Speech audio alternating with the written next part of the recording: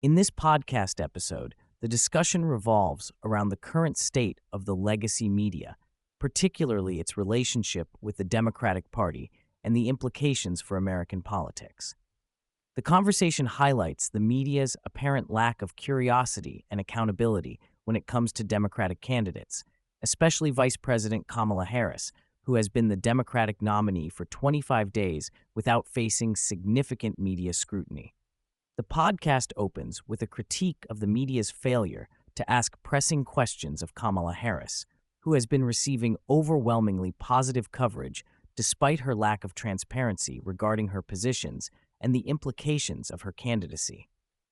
Ben Shapiro points out that this pattern of behavior from the media has been ongoing since the Obama administration, where journalists seem to abandon their role as watchdogs in favor of acting as supporters for Democratic candidates. This has led to a situation where Harris can navigate her campaign without facing the tough questions that would typically be expected of a candidate in her position. The discussion transitions to the broader implications of this media bias, suggesting that the legacy media has become a Praetorian Guard for Democratic candidates. Shapiro argues that this has resulted in a lack of accountability for politicians like Harris, who have shifted their positions on key issues without facing the necessary scrutiny. The media's reluctance to challenge Harris on her past stances, such as her previous opposition to fracking and her support for Medicare for all, is highlighted as a significant failure of journalism.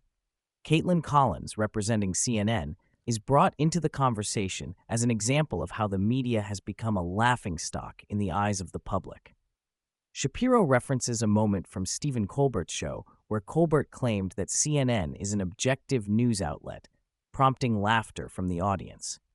This reaction underscores the disconnect between the media's self-perception and the public's view of its bias. Shapiro emphasizes that the media's failure to hold Democrats accountable has led to a loss of credibility, making it difficult for the public to trust their reporting.